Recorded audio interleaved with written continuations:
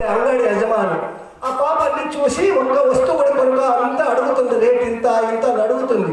బయటకు వెళ్ళేటప్పుడు అక్కడ కూర్చున్న యజమాని అడుగుతాడు, ఆ ఎగ్జిబిషన్ అడిగాను, అమ్మా నేను వెళ్ళినప్పుడు చూశాను, ప్రతి ఒక్క అంగడి వదులుకోకుండా ఇదెంత ఇదెంత ఇదెంత అడిగినావు కానీ ఒక వస్తువు కూడా కొనలేదు ఎందుకు అని అడిగిందట. అడిగితే ఈ ఎగ్జిబిషన్ ఎవరిది అని నేను అడిగిందట.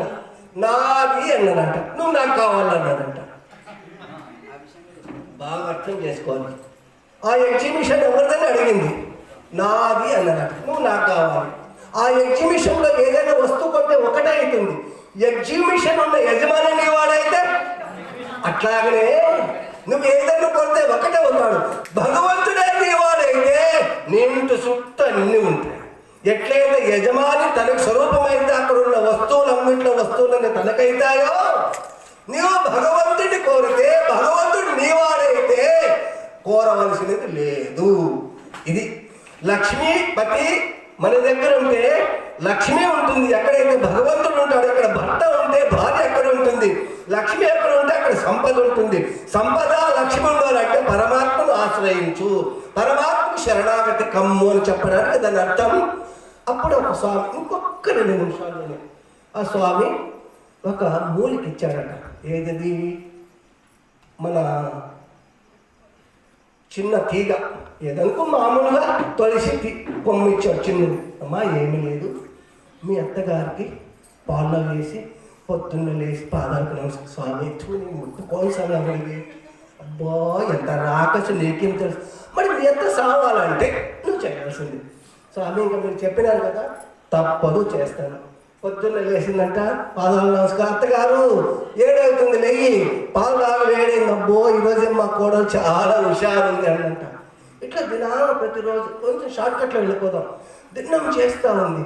అప్పుడు ఆ యొక్క అత్తగారికి, అయ్యో నా బిడ్డ ఉంటే ఇంత కూడా సేవ చేస్తుండలేదు కదా, నా బిడ్డకి నా ఈవిడ ఎక్కువని, అమ్మ నాకెందుకే ఈ బీరువా తాళాలు ఈ సంపద నువ్వు తీసుకో అన్నదంట. అత్త నిడిచి కోడలు ఉండట్లేదు, కోడలు నిడిచి అత్త ఉండట్లేదు. ఎంత ప్రేమ అయిందో అంత ప్రేమ. ఇంకొక 2 రోజుల్లో అత్త చనిపోతాడని అని చెప్పాడు స్వామి.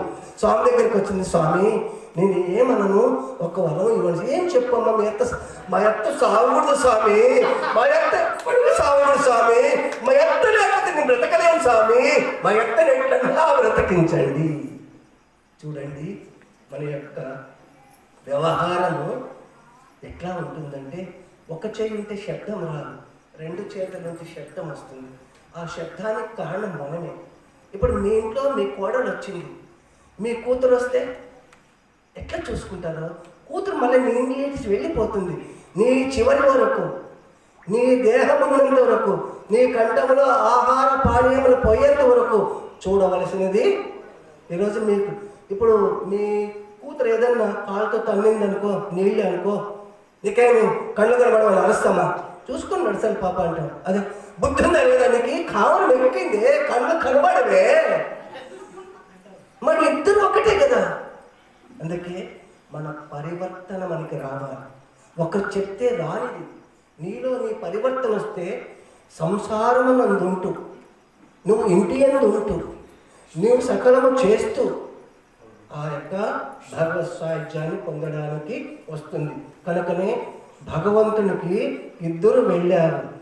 అహంకారముతో కూడినటువంటి నేను రాజును, ఈ రాజ్యానికి మహారాజును, అహంకారంతో కూడినటువంటి దుర్యోధనుడు తలవైపు కూర్చున్నాడు. భక్తితో భగవంతునికి అర్పణ చేసినటువంటి అర్జునుడు పాదాల దగ్గర కూర్చున్నాడు.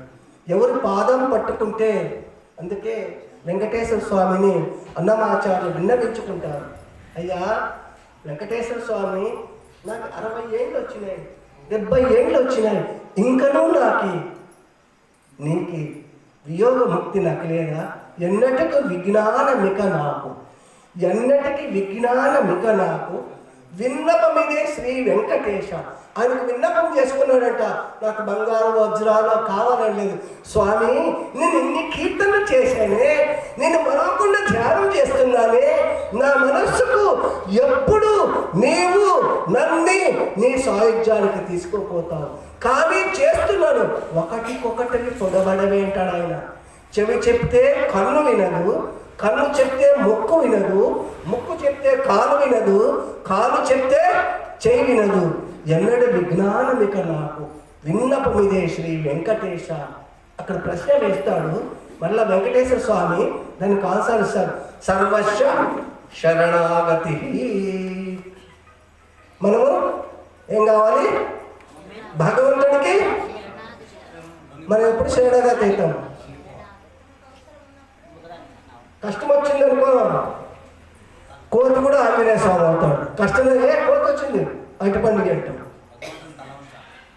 కష్టం వచ్చింది వెంకటమడా గోవిందా గో, ఎక్కడ నేను దేవతలు గుర్తుకొస్తారు. అప్పుడు పూలు గుర్తులు ఏమన్నా అంటాం మనం. నేను కష్టపడినానన్నా, రాత్రి ఏదో పొగలేదో తెలియక మా భార్య నగలన్నీ తాకట్టు పెట్టి ఎరువులన్నీ తెచ్చి నీళ్ళంతా కట్టి ఇంత కష్టపడి 100 బస్తాలు ఒడ్లు పండించిన నా నుంచే వచ్చింది. ఇది అది కొంచెం ఏమన్నా తక్కువ. దేవుడు కొంచెం సన్నసూపు చూసేయండి.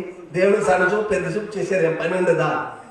ఏది చేసి కర్మ కరోతి శంభో తదారాధనం. కర్మ మరి ఏది? శాస్త్రములో శాస్త్ర విరుద్ధమైన కర్మ కాదు, అక్కడ శాస్త్ర సమ్మతమైన కర్మ చేస్తూ. ఓ స్వామి, అందువలని మీరాభాయ్ సక్కుభాయ్. అందుకే మనం ఇంటి ఎందు ఉంటూ మనం చెప్పాము ఉదయం, సమయం లేదు కనుక రేపు ఉంటే చూద్దాం. మాడలిల్లే తపవన్ను మాడలిల్లవే. ఇంటి ఎందే ఉంటూ మీ సంసారం ఎందే ఉంటూ మీ వ్యవహారం చేస్తూ తపస్సు చేయవచ్చు. ఆరణ్యానికి వెళ్ళి పండ్లు ఆకులు హనుమంతుని గడ్డాలు పెంచుకొని గోడలు పెంచుకొని శరీరం చంపుకొని చెప్పలే. 3 రకాల తపస్సు మీ ఇంట్లో ఉండి మీరు కాయిక తపస్సు, వాక్ తపస్సు, మానసిక తపస్సు. కాయిక తపస్సు అంటే శరీరం. మీకు అందరికి శరీరం ఉందా లేదా? మనం ఇంతవరకు చేశాం. మనకి 16వ అధ్యాయంలో 17వ అధ్యాయంలో 14, 15, 16 శ్లోకాల స్వామి త్రివిధ తపస్సులు చెప్పాడు. కనుకనే మానవ జన్మ వచ్చినందుకు మీరు ఏం కావాలి? మరలా తల్లి గర్భములో ప్రవేశించుకోకుండా ఉండు. మీరు ఎక్కడ పోవాల్సిన పనిలే. అర్జునుడు యుద్ధం చేశాడు.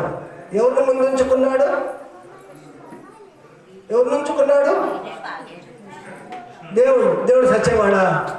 దేవుడు సత్యవాడు కదా, నేను సత్యవాడు కదయా. మన సంసార యుద్ధరంగంలో మన సంసారమునందు ఏది ఉంచుకోవాలా? నేనుంటే నేను ఒక్క నిమిషంలో గగ్గోళం అయిపోతుంది. ఇట్లాంటి వాళ్ళు ఎంతమంది పోయినో. అందువల్లనే ఆ బ్రహ్మదేవుడు అడుగుతాడంట ఎవరి దగ్గరికి? భూదేవి దగ్గరికి. అయ్యా, నేను అందరినీ సృష్టించినాను, నన్ను గురించి ఎవరు తెలుసుకునే వాళ్ళు లేదు. నన్ను తెలుసుకోవాలంటే కొన్ని బొమ్మలు చేయాలి. ఆ బొమ్మ కావాలంటే నీతో మటీరియల్ కావాలి. కుండ కావాలంటే ఏం కావాలి? మట్టి కావాలి. మనం బాగా మైసృష్టాలు వేసి మట్టి స్నానం చేసిన తర్వాత బంగారం వస్తుందా? మట్టి వస్తుందా? మట్టి వస్తుంది. ఆ బ్రహ్మదేవుడు పోయి భూదేవుని అడిగినాడంట, అమ్మ ఆ బొమ్మలు చేసుకోవడానికి ఏదో రా మెటీరియల్ ఉంది కదా, ఆ మట్టి ఇస్తే ఆ మట్టి కాస్ట్ ఆఫ్ రేట్ ఇస్తాను అన్నాడట. అంటే అదే మహాదేవ్ అన్నదంట, అయ్యా బ్రహ్మదేవా, నాకే డబ్బులు వద్దు, నీ మట్టి ఇస్తాను, ఆడుకున్నంత ఆడుకొని నా మట్టి నాకు అన్నదంట. మనమందరం ఎక్కడ పోతాం? గోవిందా పొయ్యంత లోపలే ఈ శరీరము పతనమయ్యంత లోపలే. నిన్ను నీవే చూడరా, నీకు అన్యము లేదురా, కన్న విన్నవి సున్నరా, చిన్మయుండవు నీవేరా. ఒక్క మాట చెప్తాం. ఒక 5-6 కోట్లు పెట్టి మీ ఊళ్ళో దేవాలయం కట్టారు. ఎన్ని కోట్లు పెట్టి? ఆ దేవాలయానికి ఎప్పుడు వాల్యూ వస్తుంది? ఆ దాంట్లో భగవంతుడు ప్రతిష్ఠిస్తే. ఇప్పుడు మీ ఇంట్లో పెద్ద ఇల్లు కట్టుకున్నారు, కొన్ని కోట్ల పెట్టి ఇల్లు కట్టినారు. ఒక 100 రూపాయలు పెట్టి ఒక మట్టి ప్రమిది తెచ్చి, ఒక 2 రూపాయలు నూనె తెచ్చి, ఒక ఒత్తి వేసి వెలిగితే ఇల్లంతా వెలుగుతుందా లేదా? ఎట్లయితే వాల్యూ రావాలంటే భగవంతుడు అక్కడ ప్రతిష్ఠిస్తే క్షేత్రజ్ఞం చాపి మాం విద్ధి సర్వక్షేత్రేషు భారత. నేను తిరుపతి అని చెప్పాను, క్షేత్రం ఒక్కటే చెప్పాను, అక్కడున్న పరమాత్మ చెప్పలేదు. తిరుపతి అని వెంటనే మీ బుద్ధిలో మీ మనసులో మల్లికార్జున స్వామి గుర్తుకొస్తాను కదా అని నేను చెప్పలేదు, ఊరికి క్షేత్రమే చెప్పాను, దేవుడి పేరు చెప్పలే, ఊరికే తిరుపతి అన్నాను, క్షేత్రమే చెప్పాను. అంటున్నా క్షేత్ర పరమాత్మ చెప్పలేదు. తిరుపతి అంటే మీకు ఎట్లా గుర్తొస్తుంది? శ్రీశైలం అంటే వెంకటేశ్వరం గుర్తుకొస్తాయా? క్షేత్రం పేరు చెప్తే దేవుడి పేరు. మరి నీలో ఉన్న క్షేత్రం తెలియదా? మరి నువ్వు దేవుడైతేనే దేవాలయానికి వెళ్తావు. ఒకటికి పొద్దున్న పండుకున్న తర్వాత స్నానం చేయకుండా ఒకటికి రెండుపై దేవాలయానికి పోతారా? చూడండి, మనం మొక్కుతాం జీవో నా పరహ ఏకం సతు, ఇట్లా మొక్కుతాం. వెంకటేశ్వర స్వామికి ఎన్నో కష్టాలు పడతాం, 30 గంటలు 60 గంటలు వెళ్తాం, ఇందులో కళ్ళు పెట్టి చూస్తామా? ఇట్లా కళ్ళు మూసుకుంటాం, కళ్ళు ఉంచుతాం. వృద్ధి అర్జున తిష్టతి. ఇక్కడ భగవంతుడిని చూస్తే అంతటా చూసే దృష్టి వస్తుంది. First eye, first the eye, another and other. You are my, you I.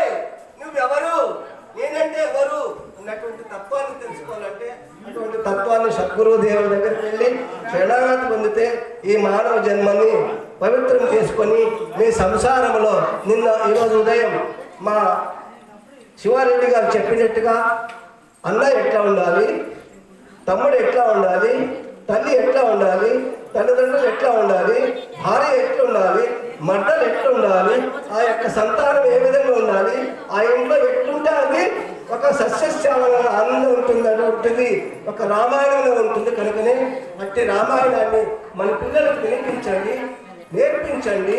ఆ పిల్లలకి రాముడంటే తెలీదు, కృష్ణుడంటే తెలీదు. కనుక మన పిల్లలు చిన్నప్పటి నుంచే మన హిందూ ధర్మాన్ని అన్ని తెలిపి పిల్లల్ని ఒక హిందూ ధర్మానికి ఒక సమితిగా తయారు చేయండి. అటువంటి గుణగణములు ఇచ్చి పిల్లల్ని సదా రక్షిస్తారంటూ ఆశిస్తూ ఈ 2 మాటలు భక్తి పుష్పానికి సమర్పిస్తూ గురుదేవుని యొక్క భక్తి పాదాలకు సమర్పిస్తూ ఓం సహనా భవతు సహనౌ భునక్తు సహవీర్యం కరవావహై తేజస్వినామవధీతమస్తు మా విద్విషావహై. ఓం శాంతి శాంతి శాంతి.